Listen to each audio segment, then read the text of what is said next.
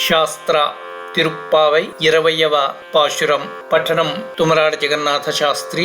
33 కోట్ల దేవతలకు ఏ విధమైన సంకటములు వచ్చినను ముందుగానే అటకు పోయి వారిని రక్షించు సమర్థత కల స్వామి, నిద్ర లేచి రమ్ము. ఆశ్రితులను రక్షించుటకై వారి విరోధులను దునుమాడు బలాఢ్యుడా, ఆశ్చరిత రక్షక, ఓ బలశాలి, శత్రువులకి అతి దుఃఖమునిచ్చే నిర్మలుడా, నిద్ర నుండి మేల్కొలు స్వామి అని స్తుతిస్తూ మేల్కొల్పినను స్వామి మేల్కొనకుండుట చూచి జగన్నాటక సూత్రధారి అయిన ఆ జగన్నాథుని మేలుకొల్పుమని నీలాదేవిని ప్రార్థిస్తున్నారు గోపికలు. బంగారు కలశముల వంటి ప్రపద్యములను, దొండపండు వంటి అధరములను, సన్నని నడుమును కల సుందరముగా ఉన్నదియగు నీలాదేవి, నీవు శ్రీ మహాలక్ష్మి సమానురాలవు, కరుణించి నీవైనా మేల్కొల్పవమ్మా అనగా ఆమె నేను లేచేమి చేయవలేనమ్మా అనగా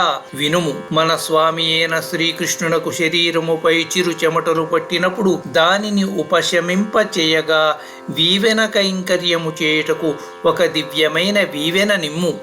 ప్రబోధ సమయమున స్వామి ముఖమండలము జూచుకునుటకు ఒక దివ్యమైన మణిదర్పణము నిమ్ము.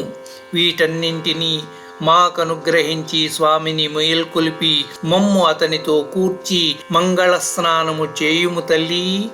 నీ అనుగ్రహమున్ననే కదా ఈ వ్రతము మంగళముగా పూర్తి కాగలదు అని ఆండాళ్ తల్లి నీలాదేవిని వేడుకొనుచున్నది. 20వ పాశురం సమాప్తం.